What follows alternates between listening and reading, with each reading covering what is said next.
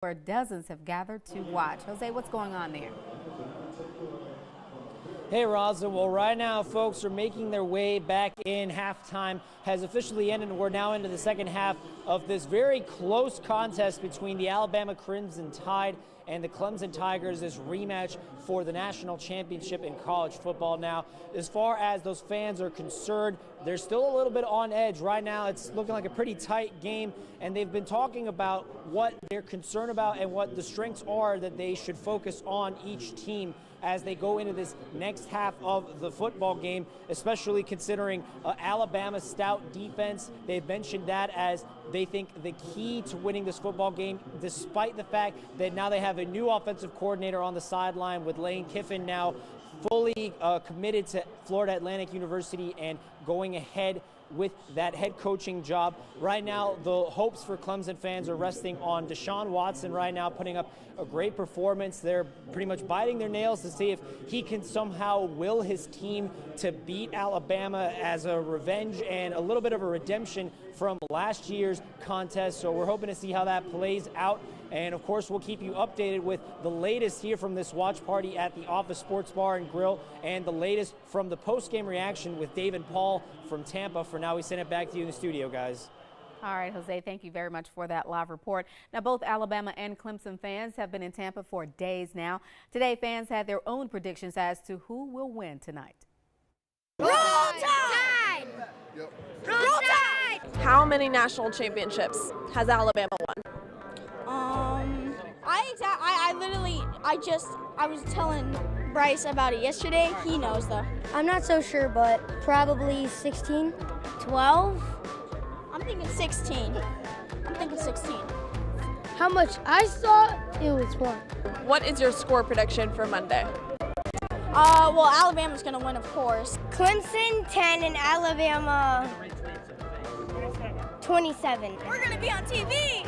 I would like the Alabama to win because I think the score is gonna be like 31-0, like the Clemson versus Ohio State was. So your prediction is that Clemson's gonna get shut out. Ooh, wow. They shut out Ohio State. Now he thinks that Alabama's gonna shut out Clemson. One more question for you guys. Who is your favorite Crimson Tide player? Generous. And kind of, and Mike Williams. 3. Works for me. No, that's good. He got Jalen. Jalen Hurts, to be honest. Calvin Ridley. Reuben Foster. Wow, they know their stuff, don't they? Well, Sports Leader 9 has you covered when it comes to the national championship on air and online. Just go to our website, Wtvm.com, on our free mobile app and click on the Sports Overtime at the National Championship section, and you will find links like our National Championship special we aired earlier tonight. And happening now, of course, fans watching, waiting to see if Alabama can get that repeat of last year's game. Here's a live look now from Tampa, where it's a little maybe warmer than it is here, but it's been cold there in Florida as well. Looks beautiful, though. Storm Team 9 meteorologist Mallory Chanel has a look at our weather tonight. Good evening, guys. It is warmer down in Tampa than it is here, which is expected. And actually, here are the current conditions from the WTVM Weather mobile app. This is a great tool to have for your weather on the go, and if you want to see what the weather is like at different destinations. They're currently looking at a temperature of 56 degrees under clear skies, so not having to worry about any rain tonight. Now, back here in the Chattahoochee Valley, if I switch my location to Columbus, Georgia, we are looking at cooler conditions. 34 degrees currently, and those temperatures will continue to drop to below freezing for most of us. Upper 20s and low 30s expected by tomorrow morning. But we'll talk more about the warmer weather on the way coming up in a few minutes. All right, thanks, Mallory. We are learning more details about a Troup County deputy who was shot in a standoff that lasted for hours today. Earlier today, officials identified the suspect, 28-year-old Matthew Edmondson. Officials say Edmondson shot Deputy Michael Hockett with the Troup County Sheriff's Office. Hockett was called to a home on Jackson Street in Troup County regarding a welfare check on an individual. When Hockett arrived, he came face-to-face with the suspect, who then fired a gun at him. Hockett fired back, hitting Edmondson in the shoulder. The deputy was treated at West Georgia Medical Center and has been released. Edmondson also expected to be okay after being shot himself. As we continue to follow this story out of Troup County, be sure to stick with Newsletter 9 on air and WTVM.com and on our free mobile news app for the very latest. There you can find more details on this story and a Facebook Live done by our own Elizabeth White. Multiple four-wheelers were stolen around the same area in Phoenix City over the weekend. Take a look at this video. You can see the suspects rolling out of the front yard with one of the four-wheelers. The security footage shows what homeowners believe to be a silver Ford vehicle outside their gate, loading the trailer with the ATVs. A few hours later, 2 more ATVs were stolen just down the road by what that homeowner believes to be the same vehicle. It's really been a safe, quiet neighborhood, but I don't think they're just hitting our area. It seems to be all over Lee County and Russell County. The four-wheelers you see here are just 2 of many of those that were stolen. The Phoenix City Police Department was out this morning flying drones surveying the area where the suspects were seen driving the stolen four-wheelers. Alabama lawmakers are pushing for the governor's impeachment investigation to resume. Representative Paul Beckman sits on the very committee handling impeachment and says he's pushing for the committee to resume its investigation. The committee suspended impeachment hearings after a November 3rd letter from the state's Attorney General Luther Strange, who said he was doing related work. Now, 66 days have passed without news or an update, and Strange has announced he will be going after Senator Sessions' seat. With these changing factors, Farley and Beckman want to do something now to bring this out in the open.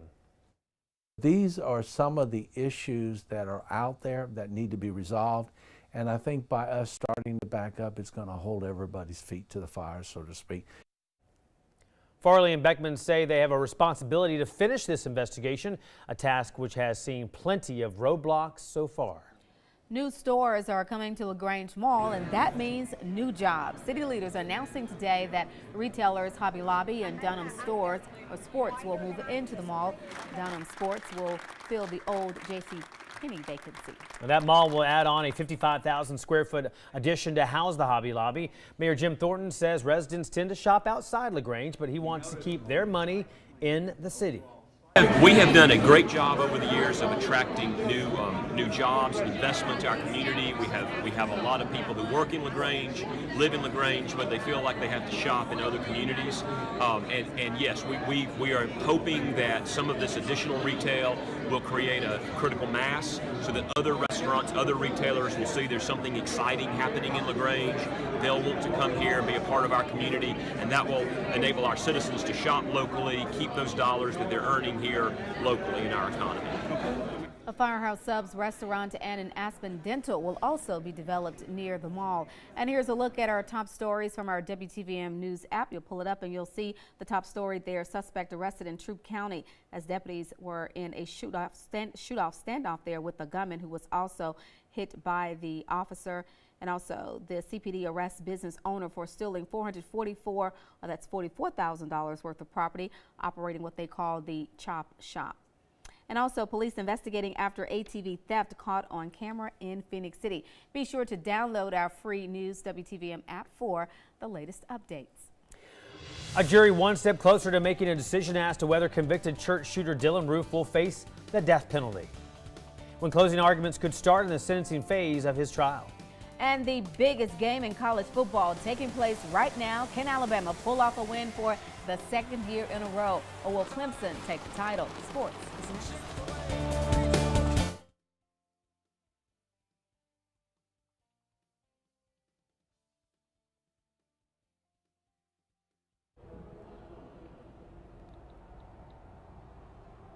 Gotcha. Yes. Yes, we can. Yeah, we can hear. Okay. 2 minutes, cool. Okay, excellent. Excellent. Yeah, we'll be done in exactly 2, maybe even less minutes. Yeah. It is so cold up here, you don't have to worry about us running long.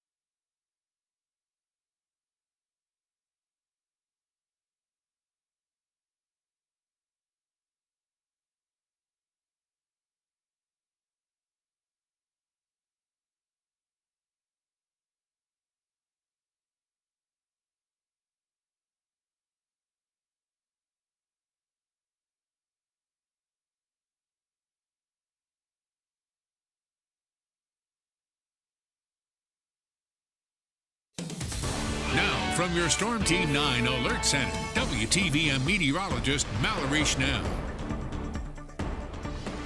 Good evening and welcome back to News Leader 9 on Fox 54. I'd like to congratulate today's WTVM Energy Savers umbrella winner, Rosie Thomas from Fort Mitchell. Now, we haven't really needed the umbrella since really last Friday when we got all of that rain, some of that wintry mix to our north, and we're still looking at a dry satellite radar this evening. You can see just a few clouds making their way throughout the Chattahoochee Valley, but really looking at partly cloudy to mostly clear skies this evening, which will continue into the overnight hours. And those temperatures have dropped quite substantially since the sunset. Most of us in the 30s at this time. 34 degrees the current temperature in Columbus, 33 in Albany, 39 in Dothan, and 40 degrees a bit warmer in Auburn at this hour. Now, the temperature change over the last 24 hours showing much warmer conditions across much of the deep south. Here in the Chattahoochee Valley, looking at somewhat similar conditions. 9 degrees warmer in Dothan, 10 degrees warmer in Montgomery, and 4 degrees warmer in Albany than this time yesterday. And warmer temperatures will continue as we head throughout the rest of the work week and into the weekend. Take a look at these temperature trends over the next few days. Big difference from what we were seeing over the weekend with those very frigid temperatures. 59 degrees the forecasted high for your Tuesday. That's right around the average for this time of year. And then Wednesday getting up into the upper 60s with low 70s sticking around Thursday through Saturday. So we'll be well above average for this time of January. And as far as rain chances go, really staying dry over the next few days. 10% the best chance throughout the rest of the work week and into the weekend, really. And that 10% shot, really just a slight chance of seeing a passing shower for our East Alabama counties. Don't need to worry about keeping that umbrella handy with you throughout the rest of the work week. But as you head back to work tomorrow, you still want to bundle up. Those temperatures dropping down to around that freezing mark. Many of us in the upper 20s and low 30s as you head back to work. No rain to really speak of, and just that 10% shot throughout the afternoon once again for our East Alabama counties, and those temperatures continuing to rise. We'll get up into the upper 50s and low 60s by tomorrow afternoon under mostly sunny to partly cloudy skies. And then once again, the extended forecast showing those temperatures just continuing to increase. So if you're a warm weather lover, good news is on the way. Upper 60s by Wednesday, low 70s Thursday through Saturday. And then really we'll keep that warm weather around for the extended forecast with a 40% shot of rain coming back into the picture next Wednesday. Rosalind? All right, thank you, Mallory. The rematch is underway, and Alabama right now could be just a little while from winning the championship for the second year, or Clemson getting revenge with the win. Our Dave Plata and Paul Stockman are live in Tampa tonight. Hey, guys. Hey there, how you doing? I'll tell you what, it's been a pretty interesting evening. Things are chilling out a little bit here in Tampa, the temperature dropping out at Raymond James Stadium, but Alabama seems to be heating things up. Yeah, you know, it's been a story of big plays for the Crimson Tide tonight. Bo Scarborough with 2 runs of 25 yards or more, both of them touchdowns. He finished the first half with about 76 yards and 2 TDs that have Alabama in the lead. Clemson came out actually pretty cold like the weather. Offensively, couldn't get anything going in the first few drives. Then they finally got some rhythm. Deshaun Watson started completing some passes, and then things started to get better for them. They got that confidence back. They got their mojo back, and they drove down the field. Deshaun Watson with a very impressive tightrope touchdown on the sidelines to make it 14-7 at the half. Bama adds another field goal here in the third quarter to make it 17-7. Yeah, we've been waiting to see what would happen. There'd have to be some sort of big play, a turnover of some kind, or some sort of trick play. It may have happened early in the third quarter when it was Ryan Anderson, the ball hawk, stripping the ball from Wayne Gallman and recovering the fumble to set up that field goal by Adam Griffith. It's currently 17-7 Alabama. Right now, Clemson is trying to drive. They've gotten a couple of first downs. They're trying to get something going. We'll see if the Bama defense can come up big and shut them down. Again, 17-7 Alabama, the game in the third quarter. That's right. And Clemson, if they're going to win this game, they're going to have to get that offense back into that rhythm. But you know Alabama's defense, the best in the country, no question. You can put all the stats out the window. They are the best in the country, and it's going to be really tough to score on them the rest of the way. Absolutely. For Alabama to win the game, all they can do is keep Clemson under wraps, which they've done fairly well tonight. We'll, of course, have an update later on. That's a look at sports. Back to you guys. All right, thanks, guys. Live from Tampa tonight. Well, a triple shooting in Prattville, Alabama leaves 2 people dead and 1 injured. What new information officials have discovered in that investigation?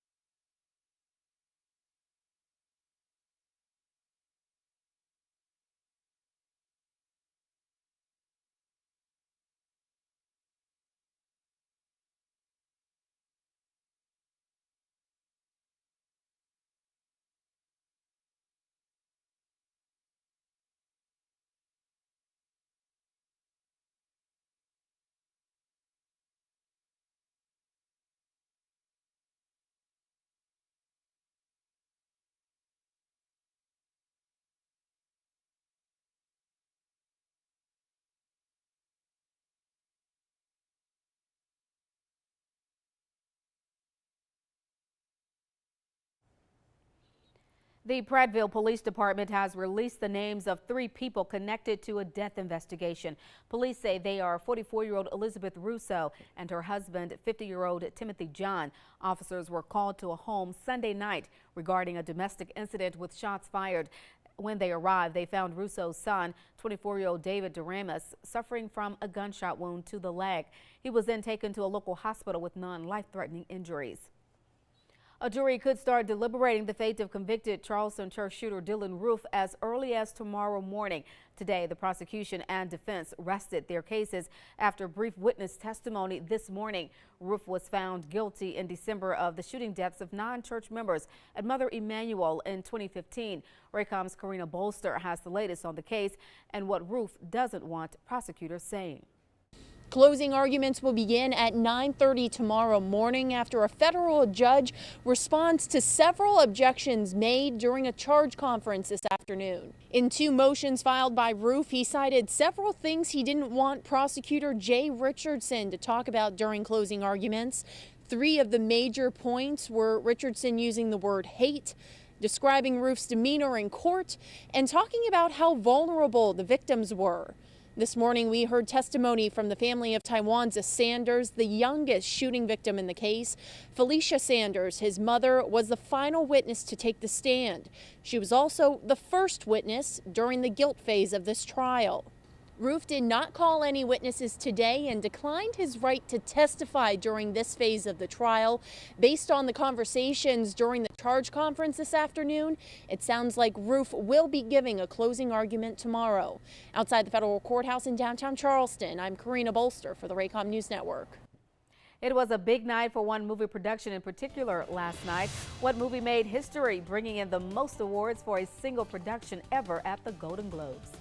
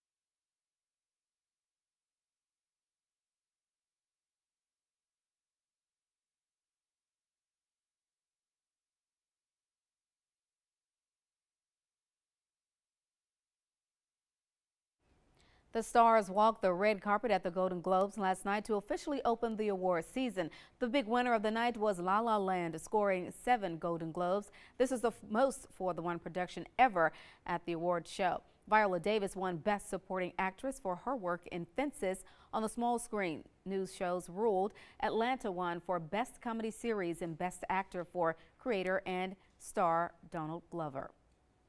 Meryl Streep never mentioned Donald Trump by name during a 6-minute speech at the awards show last night, but the actress used her acceptance speech for a Lifetime Achievement Award to take him to task. The president-elect wasted no time attacking her by name on Twitter. In a series of tweets early Monday morning, he called the critically acclaimed actress, one of the most overrated actresses in Hollywood. Streep has been nominated for 19 Academy Awards, more than any actor in history, and has won 3 Oscars. Detroit police have reunited a woman with her toddler who wandered away from home. This is the shocking video of a little boy seen early in the morning wandering around a gas station. This was just last week, and the boy came in. He can be seen in pajamas with no shoes. The boy was seen trying to open the door and finally gets inside. This is when the boy asked the clerk for candy, and the clerk gave him a snack and called police for help finding his missing mom. And his mother ended up running up to the gas station, and he was like, "That's my mother right there." Child Protective Services, they take out an initial report and they do an investigation. They may send someone out to the home. The officers who responded had just put the little boy in their police car. They are going to see if he could help find his mom when she showed up, and the two were reunited. The bitter cold didn't keep people in New York from stripping down to their underwear for the annual No Pants subway ride. Throngs of people descended on a subway station, all to go underground and strip down to their underwear. It wasn't just one subway station, but several across the city, which all rode to meet at Union Square Park. Now, this is all part of a movement that started 16 years ago and has since grown and continued. Imagine having a disease that prevents you from looking like your peers. Well, also imagine now having a friend willing to make it all better. Why one boy donated his hair to his best friend who can't grow her own hair.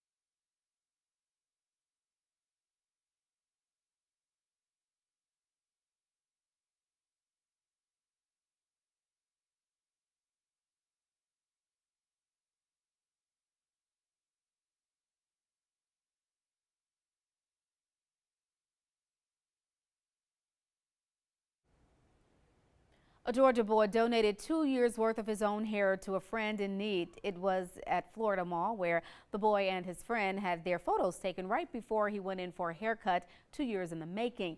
Well, he spent the past 2 years growing his hair long just so he could give it to his friend who has a disease. Now, so her childhood friend volunteered to help. She even got to cut the 12 inches of hair that would soon be made into her wig. How special. Oh, such a sweet story there. Very, very much so. Well, temperatures tonight, very chilly. We do have one more cold night on tap with those temperatures falling below freezing. So most of us waking up to lows in the upper 20s and low 30s. But by tomorrow afternoon, we'll be around the average for this time of year in the upper 50s and low 60s, with that warm weather really sticking around for the next 9 days. Rosalind. All right, Mallory, thank you. And thank you for watching News Leader 9 on Fox 54. Stay tuned for the news at 11 on our sister station, WTVM. Good night.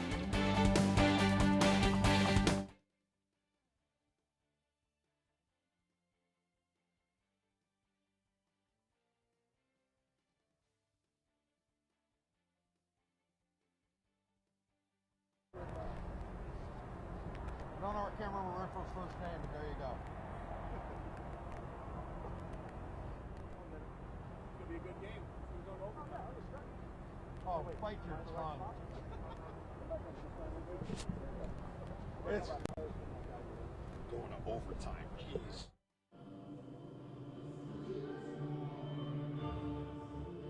Hey there, Tim. How you doing? I'm all right.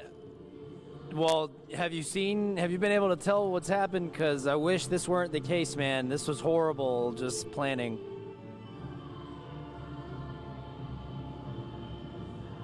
All right, it's too late. It's been